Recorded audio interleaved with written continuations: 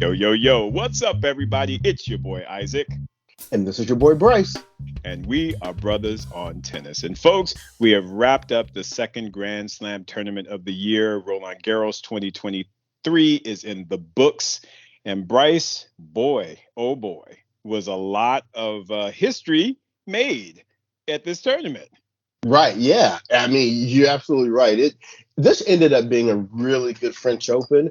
We thought it might be a good French Open, but not in the way that it ended up being a good French Open. Exactly. I mean, even the things that popped off in the second week, it just a lot of surprises. But overall, the GOAT is the GOAT. So you gotta give a thumbs up and a kudos and yeah, we'll see how many additional will be added to the tally. But of course, we will talk about all of that stuff as we get into our overall recap of Roland Garros. But Bryce, you know what we got to do? We got to pay those bills first, man. Come on. Right. Can you pay my automobile? Can you pay my cell phone Hey, bill? hey. That's right. That's right. So, folks, once again, this episode of Brothers on Tennis is being brought to you by the law offices of Paul S. Haberman. Are you a sports enthusiast in need of legal representation? Look no further than the law offices of Paul S. Haberman. Paul S. Haberman is not just an experienced attorney, but also a longtime lecturer on sports law related matters. He's currently presenting Everyday Sports Law, a continuing legal education lecture for attorneys in sports and entertainment law, was named to the Super Lawyers New York Metro Area Rising Stars list for 3 consecutive years and has been a valuable resource for sports professionals for over 15 years. In fact, Paul S. Haberman once managed a world-level welterweight boxer and a former Olympian. He has represented 5 current or former world champions in boxing and MMA and has had at least 50 to 60 other clients involved in sport. From contract law to healthcare law and intellectual property law, Paul S. Haberman covers it all. Don't let legal issues hold you back from achieving your dreams. Call the law offices of Paul S. Haberman today at 201-564-0590 to schedule a consultation. That's 201-564-0590. And for those in the back, it's 201-564-0590. Let Paul S. Haberman fight for you both in and out of the ring. Absolutely. So, Bryce, we've wrapped up Roland Garros. Lots of crazy things happened. Where would you like to start, my friend? Let's start with the sisters. Come on now. Now, I know a whole lot of y'all on the weekend were focused in on the men's singles and the women's singles, but we had a little sister act going on over there in Paris, and we wanted to recognize just the accomplishment of 2 outstanding girl juniors that were playing in the finals of the girls' doubles, and that they are Tyra Grant and Clairvy Ingenoy. And they were the number, I believe, Isaac, they were the number 6 seed correct. in girls doubles. Yes. They faced the number 1 seed in the finals and served them up. Yes. 6-3, 6-2, gave the poor Japanese girl, and I don't know what country the other one's from, gave them bread in that second set. Yes, I mean, I don't know how many minutes the final was, but shout out to the Americans for bringing home the title. Absolutely, Bryce. I mean, how incredible is that to see 2 sisters on the court playing, and mind you, they are sisters, not sisters. Yes. I don't want anybody to get confused, but still, they're Americans, and the fact that, again, they got, made their way to the girls' doubles final, and to be able to upset the number 1 seed in that fashion, that speaks highly of them stepping up in the, most important moments and and grabbing your blessing. You know what I'm saying? What did Mary say? Go get it. Go Get get your it, right? blessing. Go get it. And remember, Inganoi won that kind of junior tournament at Indian Wells this year. That's right. Where she won both the singles and the doubles. That's exactly right, So Bryce. we've got some people on the come up. Yes, and very excited about it. I mean, we of course don't want to put too much pressure on them, but again, if they can show out the way that they're showing out in the girls' draw, then yeah, I definitely am excited about their potential. That is for sure. Yeah. So anyway, keeping it moving, let's take it to the mixed doubles. Yes, yes. And Isaac, I don't know about you, but the surprise for me was, what was Bianca Andreescu doing up in the mixed doubles final? Man, listen. Now you talk about somebody who was confused. I was like, baby, wait a minute. What? That's the wrong court.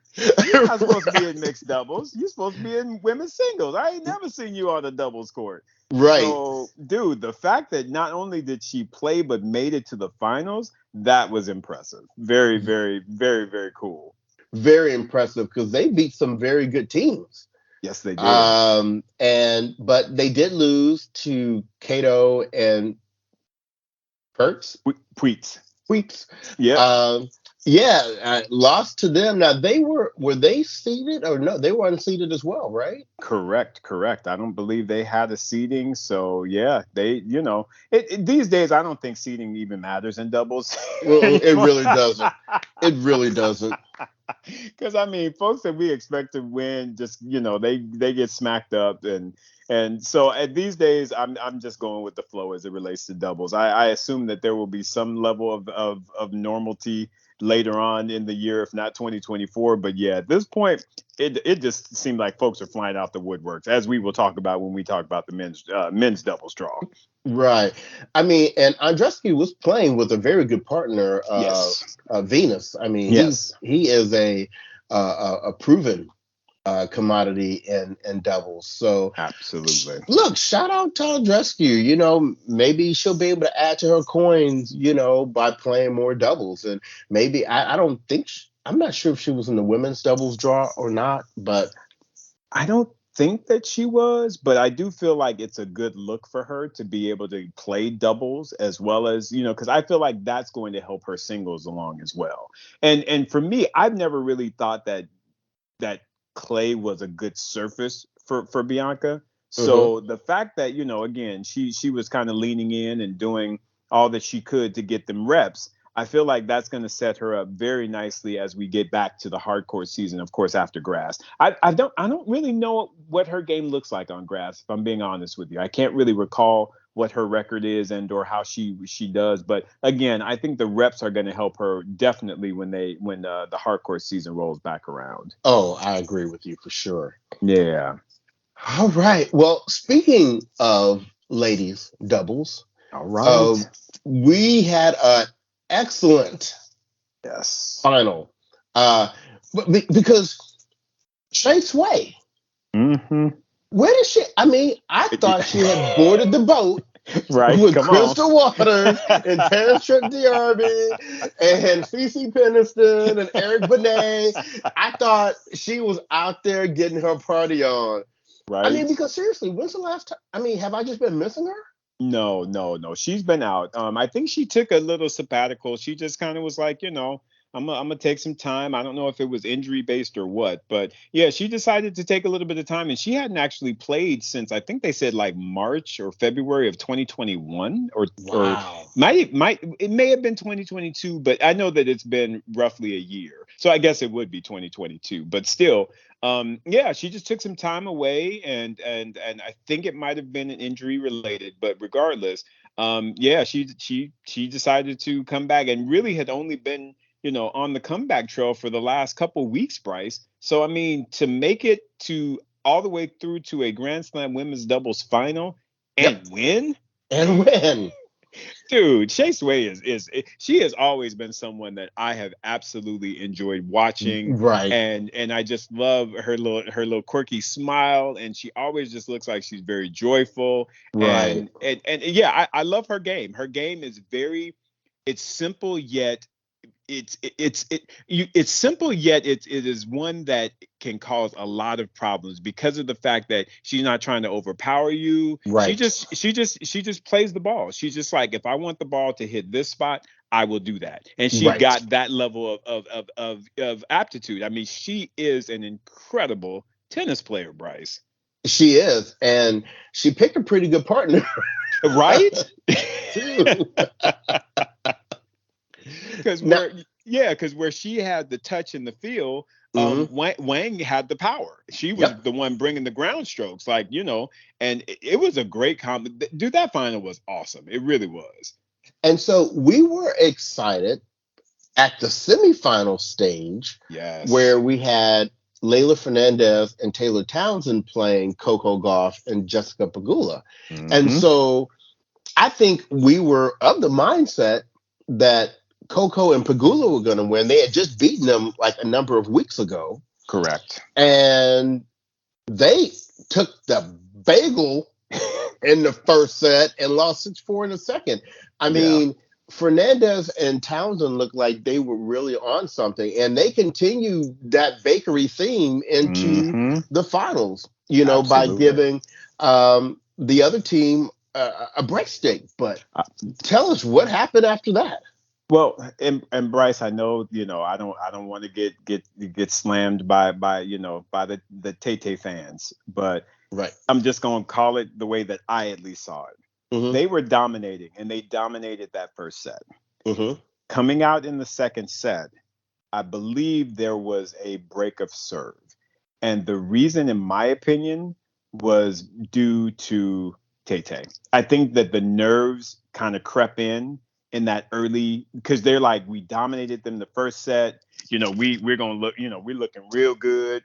And yeah, this is gonna be my first Grand Slam, Layla's first Grand Slam. And it wasn't the hold, Bryce. It was actually return of serves, because she couldn't get the ball in court. And I feel like that game, as well as the next game, which is, I believe, the one that they ended up getting broken, that kind of set the tone for the second set, because they allowed themselves to relinquish the momentum that they Mm-hmm. built from that first set. And so for me, I saw those nerves and I was like, but they fought, and they fought back. They got the break back. They got into the tiebreaker. But again, I felt like you could just feel the nerves. And I was like, ladies, if y'all gonna win this, y'all need to wrap it up in the second set. And Right. unfortunately, they just couldn't get it done, because at that point, again, Shea Sway had found her rhythm, and as did Wang, because Wang, to me, did not. She looked awful that first set. Shea Sway Mm-hmm. did what she typically does. But yeah, Bryce, I just felt like they needed to wrap that up in two sets. And when that went to the third, I was just like, this is not gonna be good. And sure enough, it wasn't, because they was like, hey, bakery, you give me And some, I give you some. right. And I think we all saw, and, it appeared that Layla was feeling like she was the cause of Right. why they were losing or why they lost. And Taylor was trying to reassure her, Yeah. no, and, for them to look at how well they had done. Absolutely. And so that was very good to see. But yeah, Shea Sway is not someone you want to see on the doubles court. I Mm-mm. mean, Mm-mm. Her touch and her feel is just ridiculous. And again, she was the only one on that court that had a Grand Slam. So right, she was looking at them like, y'all trying to catch up. I done this, right, right? right.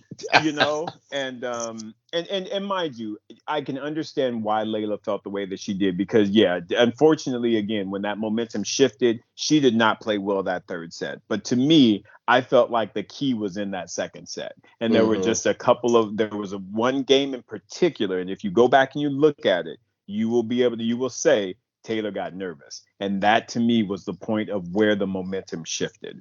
Gotcha. Yeah. Well, hopefully they're both able to look back at it and look, making it to the finals of Roland Oh, Garros was wonderful. huge. A great Huge. accomplishment. They should feel very proud about themselves. But Shea Soleil and Wang, wow, congratulations to you two. And welcome back. Yes, welcome back. Good to have you back because I love watching Shea Sway. Yeah, Yes, I do. that was awesome. Yes. So, Isaac, you alluded to it a little earlier. Talk to us about these men's doubles.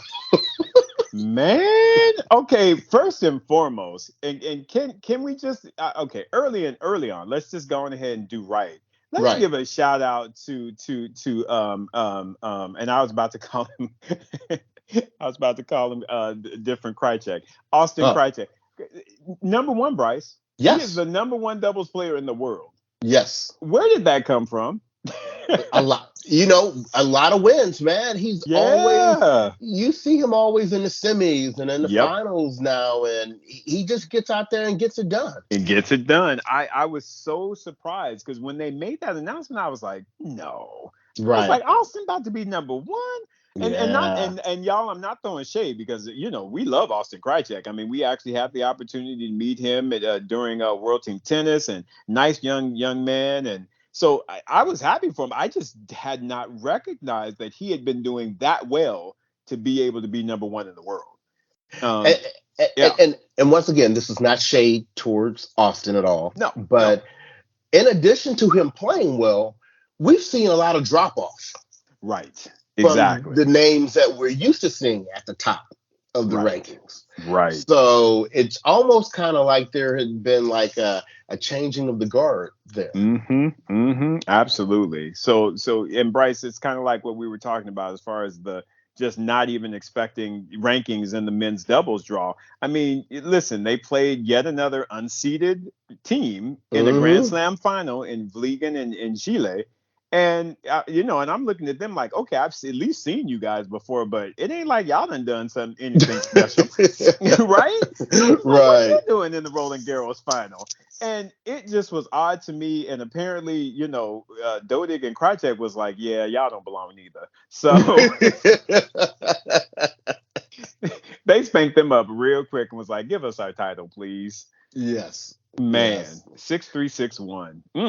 Yeah. It was a very one-sided final at that. So congratulations to them and specifically to Austin, number one in the world. Look, no one can ever take that away from him now. That's exactly right. That is yours, my friend. Good on you. Good on you. Right. All right, now. So let's get to the big two here. And we'll start with the women's. We'll start back with the quarterfinals where we left off, right? Yes. So I don't think there was any surprise with Iga and Coco. I mean, that pattern is well defined. But here's what I will say, Bryce. Coco played a really, really good match. I like the fact that she was out there thinking and trying to be a disruptor. And she tried a different game plan, and I can't be mad at that. Unfortunately, Iga is Iga, and you cannot have any weaknesses on this surface against her. She is going to make you pay. And Coco was hitting those nice little loopy balls to her backhand, and that seemed to be a good strategy and was working. But unfortunately, again, you've still got to be able to hit your forehand and be able to put things away, and that's where unfortunately it hurt Coco. It really did, and but once again, we weren't surprised. We knew that was going to probably happen. Absolutely. I think the surprise happened below that. Ans Jabeur against Haddad Maia, and the surprise is not that Haddad Maia cannot play. I mean, we are well aware of her, and we think that she has an extreme amount of promise. I mean, she's now in the top 10. That's right, absolutely. But you thought Jabeur, this was a winnable match for her. Yeah, it definitely was. I think that I don't know what ended up happening. I don't know if maybe just it was a fitness thing or if her, the injury kind of showed itself maybe a little bit. But yeah, Haddad Maia jumped up on her in that final set. I mean, when you give somebody a breadstick, that's tight. Yeah, right. So was a little surprised there. Yes. I think we expected Muhova to come in over Pavlyuchenkova, right? Yes. Correct. Once again, Pavlyuchenkova was another one I thought was kind of on that boat too. Yeah, absolutely. I But hadn't seen her name in a while. Yes, sir. So good tournament for her for sure. Right. And I know we called this when we talked the last time. Yeah. Shout out to Svitolina for a quarterfinal finish. I don't think anybody saw that coming, but I think we all saw the loss coming to Sabalenka. Yes, we did. Yes, we did. A good match. Overall, it was a good match. But yeah, Big Sab did what she was expected to do. And yeah, she made it to the semis. All right. So, Isaac, talk us through the semis here. So, first up, we had Iga versus Haddad Maia. Yes, yes. And Bryce, weirdly enough, that was in my opinion, it was a good match because I truly thought that Haddad Maia was going to get blown off the court. I thought it was going to literally be 1-1, 1-2, and it was shaping up that way in the first set when she got that hoe biscuit. But at the same time, the second set, she was like, wait a minute, I got a little something extra for you, and she started hitting out on the ball, hitting bigger. Really using her angles, using that lefty swing. And I tell you, Bryce, I was impressed with how she fought in that second set. She did fight. She fought, bro. And I tell you what, not that it would have changed the difference, but I feel like that could have been a very competitive third set had they gone three. Oh yeah. But you know what? Even saying about how well Haddad Maia played, yeah. Shout out to Swiatek for stepping up when it counted. Come on, man. Exactly. I mean, that's why she's number one. That's why this is her surface. She's not gonna go away. No. You could tell she was getting a little tense, but the same time, she fought through it and she was like, no. This is my house and I'm gonna represent it as such. Right. Yeah. So And we agree that was a very, very good match. Yes. But come on. It ain't had nothing on. Talk to us about Muhova and Big Sab. Bryce, I will walk over both Swiatek and Haddad Maia. I will step on them. I would just straight up walk on top of them to get to this Muhova Sabalenka match. You better know that was a good match, Bryce. Woo, you better know it. I was sitting here like, oh my goodness, I cannot believe this match is this good.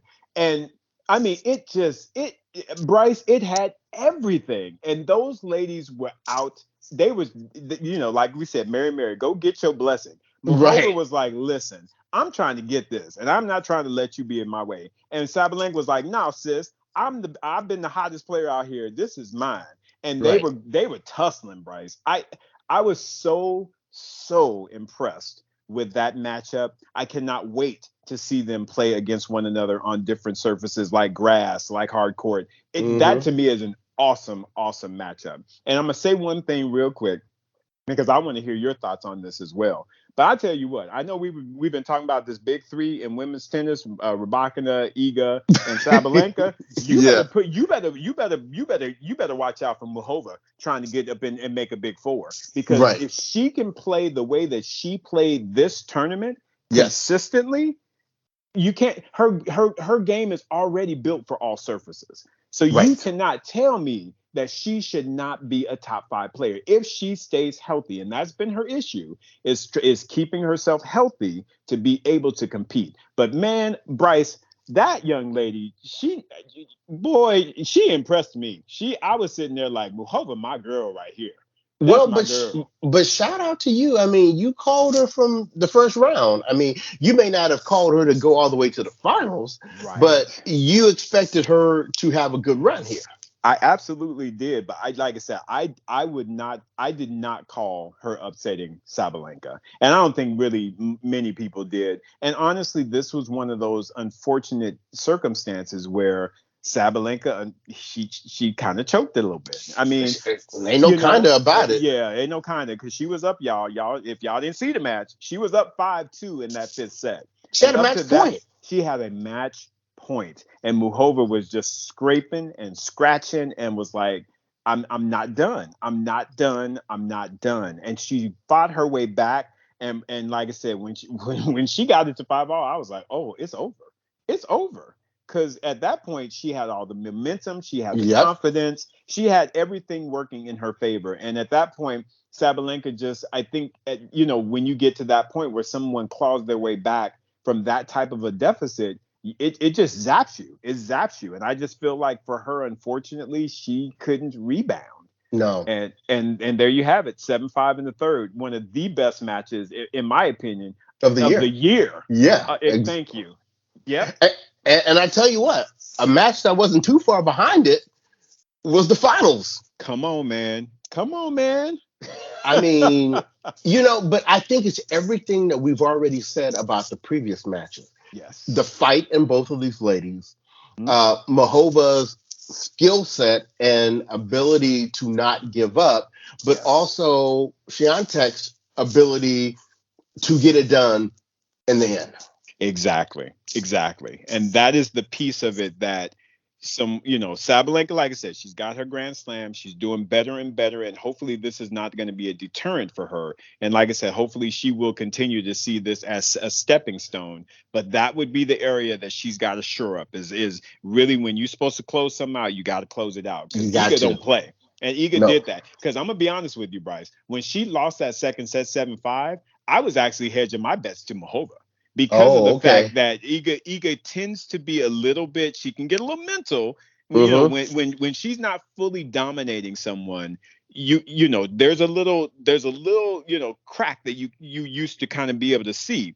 But in this particular instance, whatever that crack was, she got her some super glue or she got some duct tape or whatever that was. She was like, no, we don't patch this up because we're not gonna lose this. Right. And she fought I was very impressed with how she fought back and how she and the one thing because I could talk on this for hours, Bryce, but the one thing that I felt going into that third set was I wished that Muchova was actually serving first, because I felt like if she's serving and it's 4-5, I was like, yeah, Iga gonna break that serve. Iga gonna break that serve, and that's exactly what she did. Right. But what a treat in terms of the quality of the tennis we were able to watch. Oh, and both of the semifinal matches and the finals. So good. I'm so excited, and I haven't really, in truth, been able to say this about the WTA. I am excited to see what is going to happen going forward, because I feel like we've got some ladies that literally are going to get out there and they're going to be swinging. They're going to be pulling off earrings, and they're going to be out there to scrap and get what's theirs. And I'm just so excited about that. Exactly. And now we have to start looking at where Iga is in relation to historical players, right? So she now has 4 majors. That's right. She's right there with Kim Clijsters. She's right there with Osaka. That's right. Now, and we don't. Kim Clijsters is not getting any more, and Osaka, it may be a minute before she can contend for one. So she's really on a nice roll. Also, and look, we all know she's a big fan of Rafa's, but how old is Iga? 22. Yeah, and she now has 3 Frenches. That's right. Exactly. So, or Roland Garros. Sorry, y'all, don't get on. But and granted, I'm not trying to say she's gonna get 14 or whatever like Rafa, because that's just insane. But if she was gonna do something big at Roland Garros and run it up, she's on a good start. She is definitely on a good start. That is for sure, Bryce. Yeah. I agree with you. I think that she will have her main success there, which we've seen thus far.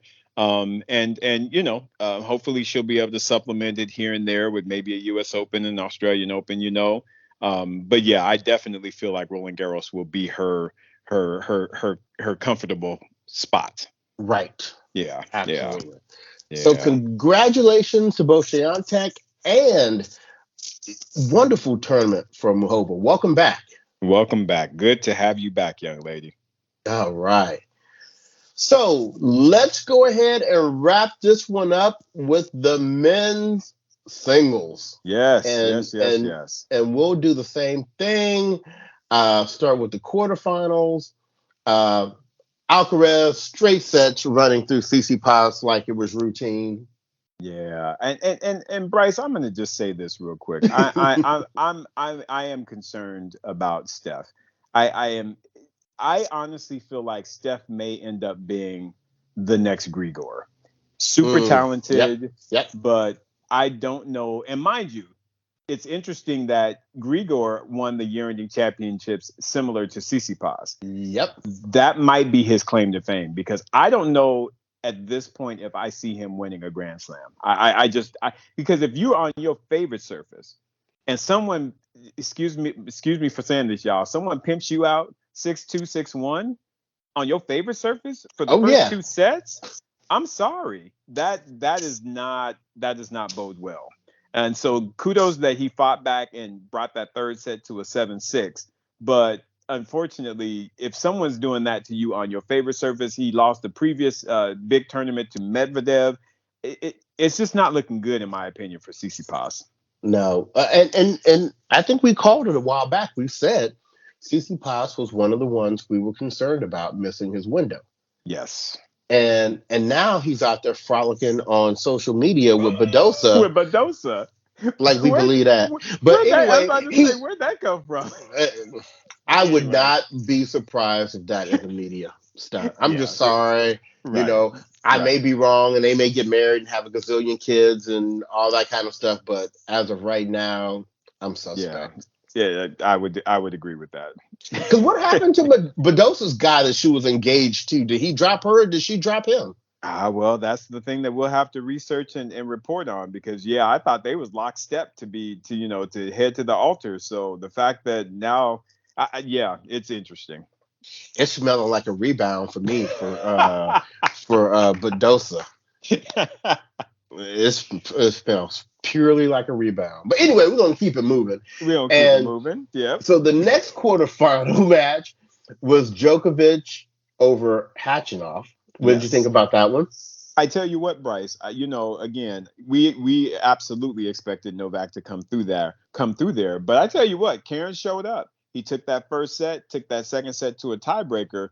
Unfortunately, I think that when he got blitzed in that tiebreaker 7-0, I think that definitely stole a lot of the thunder. Spirits were broken, huh? Yeah, his spirit got broke, and so he ended up taking that whole biscuit and then tried to rebound. And at that point, Djokovic got you. Right. The next, we had the rematch, Casper Ruud and Rune. Yes. And Ruud was like, "This is my house." I need you to speak on this because you caught that one correct because you were like, you and I both had these two. I picked the Rune route and you picked Ruud, and boy oh boy were you right because he was like, ain't nobody scared of you. I just felt that Ruud had a comfort level there in Roland Garros that Rune doesn't yet. Right. Having been to the finals last year, knowing the person that beat you in the finals is not there. Right. And Rune's just still on the way up. He's still learning certain things, I don't know if he had some kind of physical thing in the match before where he was, I think Ruud is just a little more consistent, a little more seasoned, especially as it relates to majors and especially majors on clay. Right. So I would agree with that. But I think they're going to meet a lot more in the future. I agree with you. Yeah, that one is going to continue to be a really, really fun head-to-head battle. Right. Yeah. And then the final one, Zverev and Echeverry. Mm-hmm. That was a good match. I mean, Echeverry, represented himself well. Once again, I don't think many of us thought he was going to beat Zverev, but he made it a really good match. That he did. Took a set, so you can't be mad at that. Yeah. So let's start with the bottom semifinal, and that is Ruud over Zverev, and this is where I got it wrong. You and me got it wrong because I thought Zverev was looking really good, and that he was going to have maybe a little too much weaponry for Rude, but Rude was like, "Mm." Yeah. Bryce, I tell you what, Casper definitely showed me in those latter rounds of Roland Garros. Yeah, he was hitting that ball. He was not playing. His rev rate was strong. He was coming behind them shots with just mad thunder.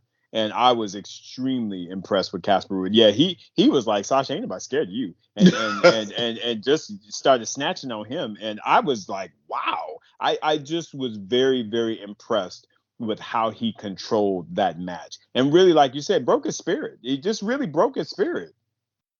And I want to make sure people don't miss this fact. Casper Ruud has been in 3 of the last major finals. Crazy. I mean, that stat, and I mean, granted, you can say he hasn't won one yet, but how many people have done that?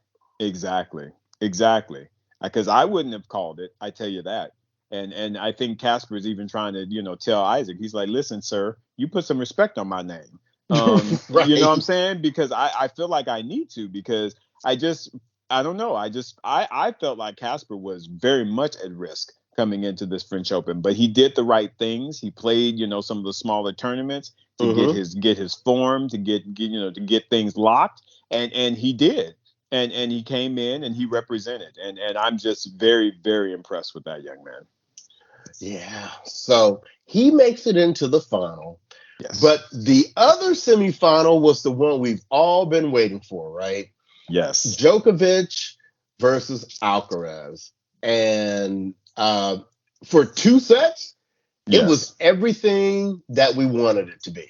And a bag of chips. So good. But Isaac, when that janky leg starts to kick in, woo, come on. What happened? Man, y'all should know when you get them cramps, because I've gotten cramps to the point where it lifts me out the bed. And I will hobble. I'll be on the ground, y'all, holding my leg like, why, Jesus, why? Yeah. It hurts, y'all. And it stays. It lingers. You feel that. And when you are cramping, because mind you, Bryce, not only was he cramping in the leg, he was also cramping in his arm as well. That was the reason why he basically was like, I can't play. And so he ended up having to forfeit a game, which we'll definitely be talking about as well. But I mean, Bryce, it just, at that point when that happened, it was pretty much over. It's pretty much over. Right. Now, the question I have for you, Isaac, is this just something that you can't control, or is somebody in Alcaraz's camp at risk now because they didn't have him right? I think because Alcaraz is the way that he is, I don't think anybody in his team is at risk. Other teams, yeah, someone would definitely be like in the corner crying, talking about, "Ooh, I got to look for some employment later." But I think the way that young man is, I think he's going to stick with the team that he's got. They've just got to do some better analysis with him as far as his system, how he burns calories, what different vitamins and supplements he needs to be taking, and how he needs to hydrate before the matches. Because as we saw, he's a highlight reel. He's going to run after everything. He's going to go out. He's going to do everything, but that expends energy. And if you are in a Grand Slam final playing best of 5 against someone like a Novak Djokovic, you got to conserve every ounce of energy that you can. And that's what they're going to have to work on, because it's happened before. It happened at Indian Wells when he was playing center. And unfortunately, I think it's just a matter of them getting the balance right of, again, the supplements, the vitamins, the hydration. Just they've got to work that out. And there are professionals, of course, that do all of that. So they just need to hone it in a little bit better.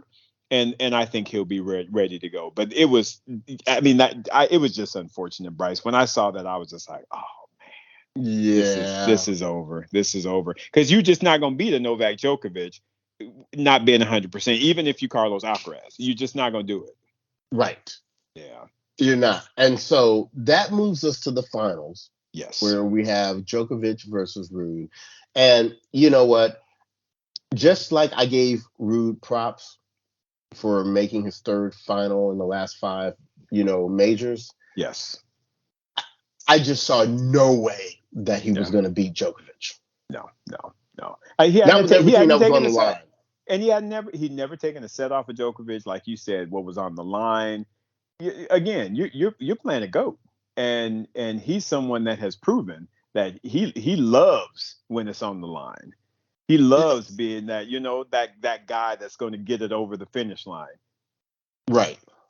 So yeah, I agree with you, Bryce. Casper came out playing some phenomenal tennis. That first set was fantastic. He got up an early break. He to me was hitting the ball bigger and heavier than I had even ever seen him hit. Right. And it was really looking like, okay, maybe this is going to be a contest. All right. Unfortunately, when he lost his break advantage, I basically, because I was watching the final with a friend of mine, and I told him, I said, if Casper doesn't take this first set, he is going to lose this match in straight sets. Because to me, at that point, if you're coming out playing that well and you get up a break and you somehow then lose that break and then lose the first set to someone you've never taken a set off of, right? And it's this scenario, like you were just saying, it's the Roland Garros final for a Grand Slam championship. No, sir. For 23? For 23, you're done.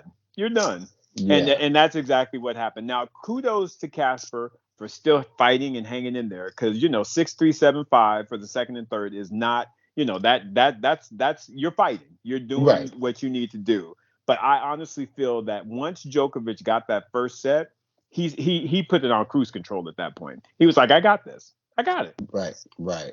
I didn't even set my alarm clock for this match. I said, I'll catch it at whatever stage I wake up. I think when I woke up, they were, I still ended up waking up fairly early, but they were halfway through the first set. And I said, okay, let me sit here and watch this. But Djokovic now is the leader historically of men with Grand Slam singles championships at 23. Right.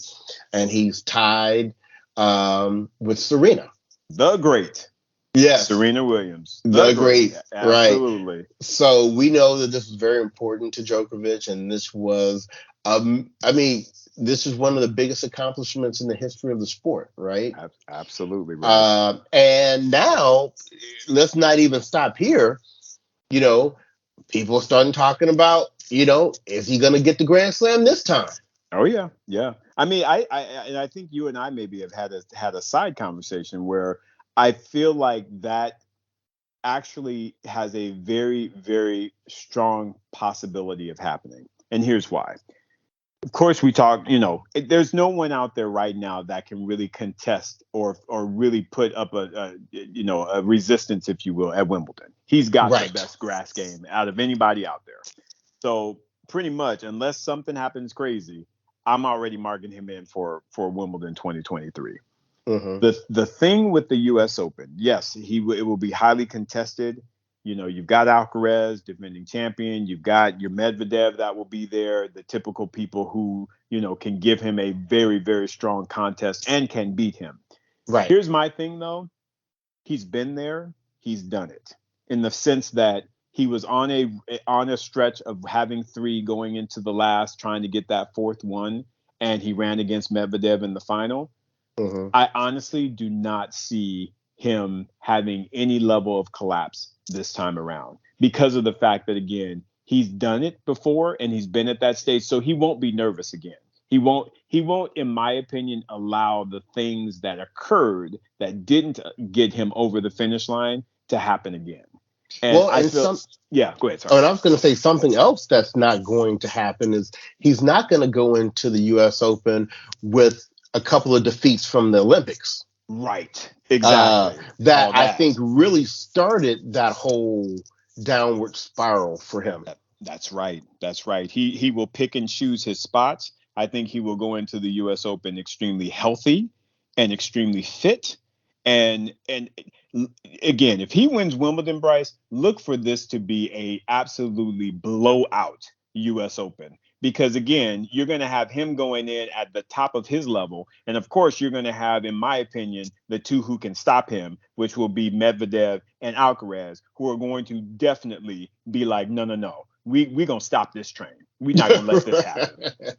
Not on our watch. No. Well, and the key will be getting Medvedev and Alcaraz on opposite sides of the draw. Correct. Yeah, can't have them facing one another. If they end up having to take each other out, then that's a dream for Djokovic. Correct. Absolutely agree, bro. Absolutely agree. But yeah, Bryce. I mean, you know, I know that we hassle and we give our grief and everything to Novak Djokovic because of some of the, you know, not so popular things he does off the court. But what that dude is doing on the court is absolutely phenomenal. Absolutely. Yeah. So got to give him a shout out. So shout out to Djokovic for number 23. And like you said, we'll see how many he can potentially add. That's right. To that number. Yeah. Well, Isaac, I think that kind of wraps up the 2023 Roland Garros tournament. One of the things that I want to say to all of our listeners and followers, we will be doing a Roland Garros gift bag giveaway again. Linnell was gracious enough to get us some items for the gift bag. So sometime next week, look out for a post of what those items are and how you can enter to win. That's right, folks. Always love those giveaways. Come on now.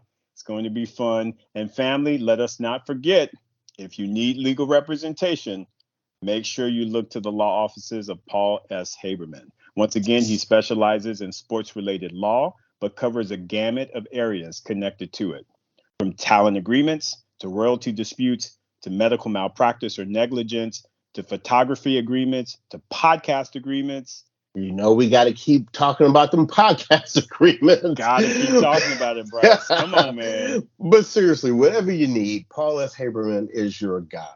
Call 201-564-0590 for a consultation. Again, that's 201-564-0590. And one more time for the very, very good folks in the back, 201-564-0590. Let Paul fight for you both in and out of the ring. So with that being said, Isaac, this one's in the bag. We turn ourselves towards the green grass. Yes. And start our preparations for the Wimbledon Championships, where guess what? Belarusians and Russians can play this year. So excited about that. My goodness, am I excited. And that means people get points. Yes. Rybakina can actually truly be at the ranking that she should be at. How about that?